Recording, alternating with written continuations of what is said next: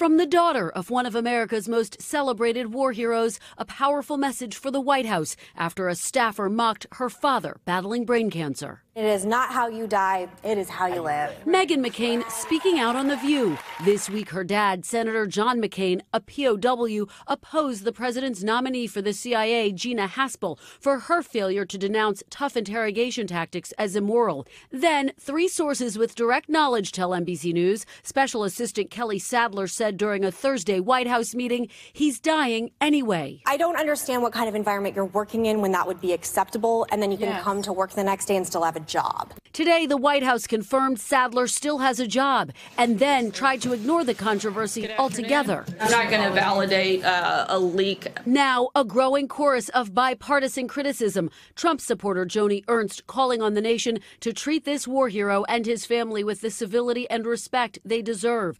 McCain's friend, Senator Lindsey Graham, saying nobody is laughing in the Senate. Yeah, I think the biggest problem is that we are normalizing behavior that we shouldn't normalize. And former Vice President Joe Biden telling NBC News people have wondered when decency would hit rock bottom with his administration. It happened yesterday. So is the president ultimately to blame, given his divisive rhetoric, even taking aim at McCain as a candidate? I like people that weren't captured, okay? Does the president set the tone? Does he bear responsibility for the tone within this White House? He certainly does, and I think he has done a good job of laying out what the priorities of the administration are. What has happened to civility in politics when you can't even expect the White House, the presidency of the United States, to respect a dying man, a dying American hero?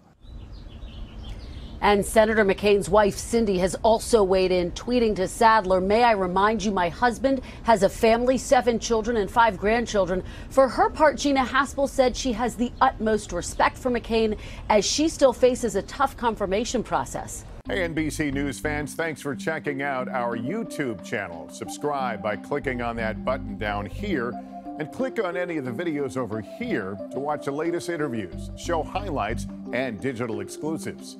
Thanks for watching.